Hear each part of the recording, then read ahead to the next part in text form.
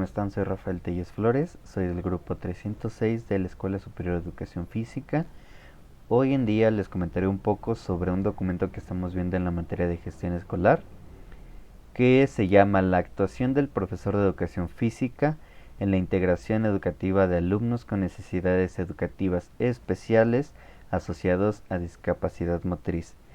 Este documento está hecho por un grupo de profesores, tanto argentinos como mexicanos. De hecho, tiene una página de internet bastante interesante que después pondré abajo en la descripción para que la puedan consultar. La verdad es que tiene algunos artículos bastante interesantes. No los he leído todos, pero sí los he revisado de ojeada y la verdad es que vale la pena, siendo o no profesor de educación física, darle una revisada pues a los artículos que tienen publicados en esa página. Dentro de la introducción nos dan algunas definiciones sobre lo que es discapacidad. Nos comentan una de la Organización Mundial de la Salud del 2010. Por cierto, el documento es del 2010, por lo que algunas cuestiones estarán un poco desactualizadas, pero es un documento que no tiene pierde y que la verdad es bastante interesante. Eh, Comenta, la discapacidad es un término general que abarca las deficiencias, las limitaciones de la actividad y las restricciones de la participación. Por consiguiente, la discapacidad es un fenómeno complejo que refleja una interacción entre las características del organismo humano y las características en la sociedad en la que vive.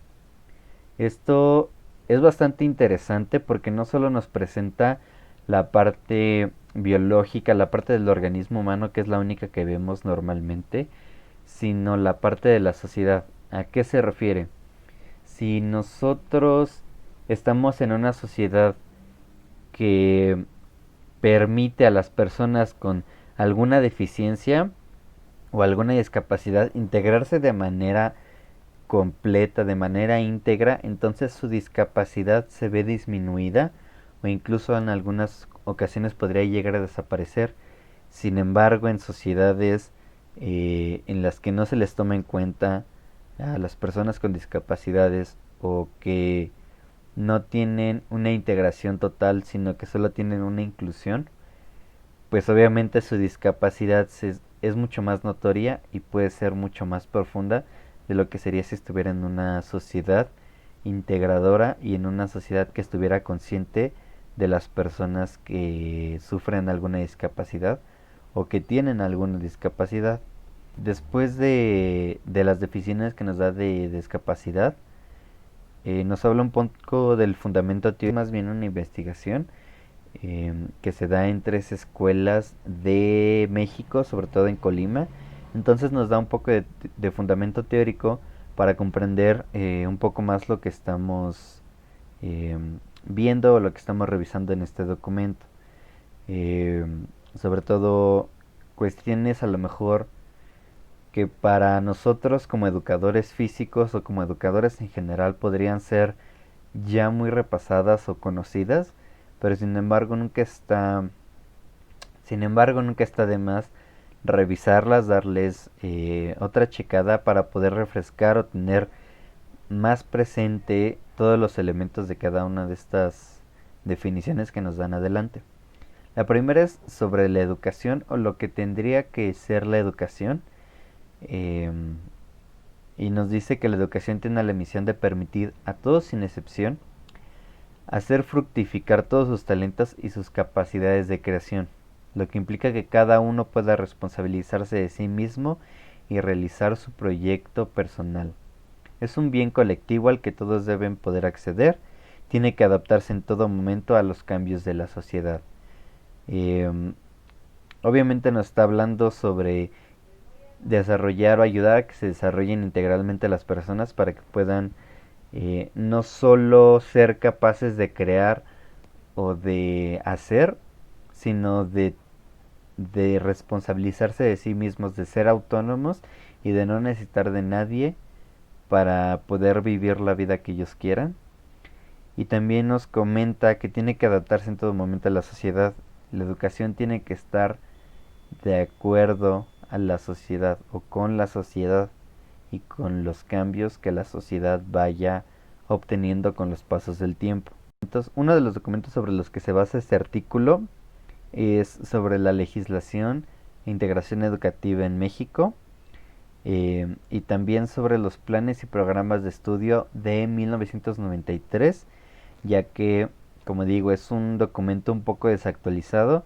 Sin embargo, en el 93 y en la legislación que seguía a ese año, pues podemos ver eh, algunos aspectos que hoy vemos muy presentes en la educación actual, como desarrollar de manera íntegra a los alumnos, o los derechos que tienen las personas con discapacidad de asistir a una escuela, en ese entonces a alguna escuela o algún centro de atención múltiple, y ahora a una escuela regular. También nos comenta un poco sobre la didáctica de la educación física. ¿Qué es la didáctica de la educación física o en la educación física? Y esta es una definición que me gustó muchísimo y con la que abre este apartado, donde comenta que algunos autores entienden la didáctica de la educación física como la conversión del conocimiento científico de la actividad física a conocimiento educativo de la misma, lo que supone, entre otras cosas, la manipulación de los contenidos mediante determinadas técnicas y estrategias de cara a facilitar su aprendizaje por los alumnos. Esto puede parecer un poco rebuscado, pero podemos desmenuzarlo un poco para que sea más entendible, en cuestión de que convierte el conocimiento científico de la actividad física a un conocimiento educativo. ¿A qué se refiere? Nosotros, como educadores físicos, pues tenemos materias en las que vemos mucho el organismo humano, cómo funciona, vemos músculos, huesos, aparatos, sistemas, eh, y sistemas energéticos, y cómo estos impactan de manera directa a la actividad física. Sin embargo, yo, como educador físico, a mi alumno no puedo darle ese conocimiento tal cual. Tengo que verterlo, tengo que convertirlo en un conocimiento que él lo pueda integrar a su bagaje cultural.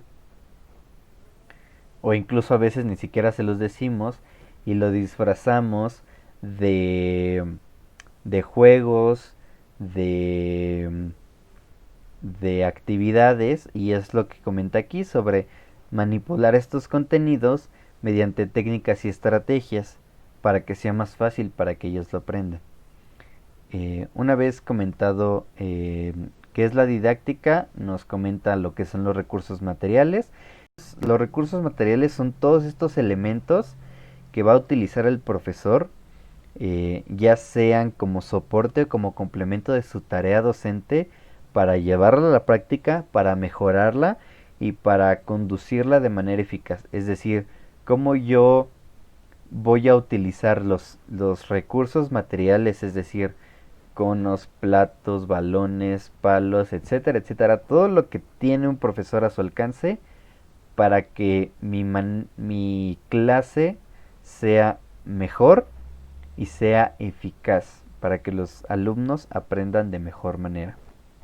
También nos comenta los estilos de enseñanza, los 8 estilos que se manejan, y nos comenta un poco sobre ellos, pero saber que no solo es el mando directo y te digo lo que tienes que hacer y cómo hacerlo y cuántas repeticiones y en cuánto tiempo, no.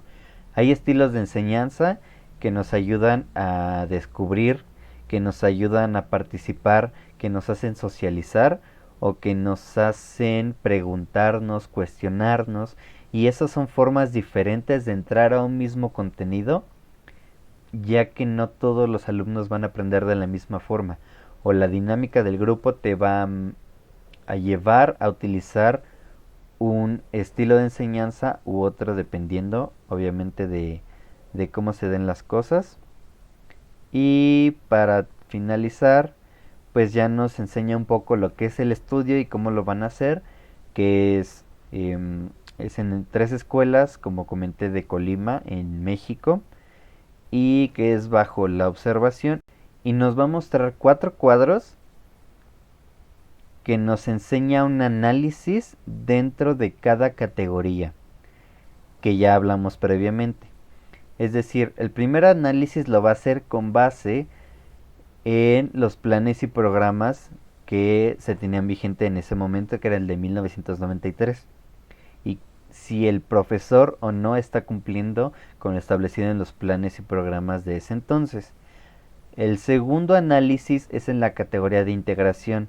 ¿Qué tanto el profesor integra a los alumnos con necesidades educativas especiales a su clase o si ni siquiera lo está haciendo? El tercer análisis es sobre los estilos de enseñanza. ¿Qué estilos de enseñanza está utilizando el profesor de esas escuelas o los profesores de esas escuelas para facilitar el contenido a los alumnos que tienen necesidades educativas especiales?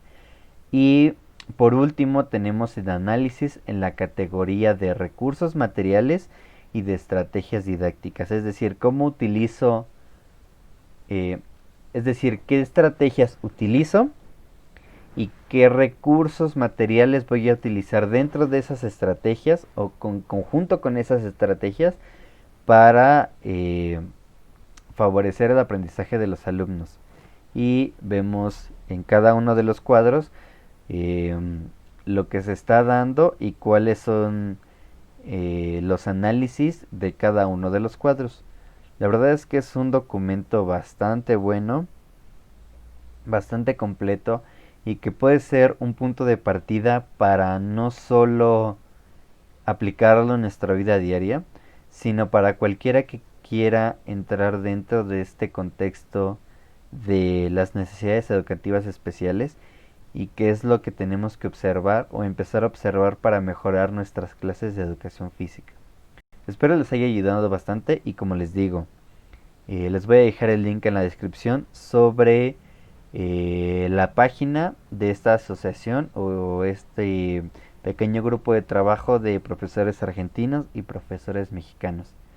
Sin nada más que añadir, nos vemos la próxima vez.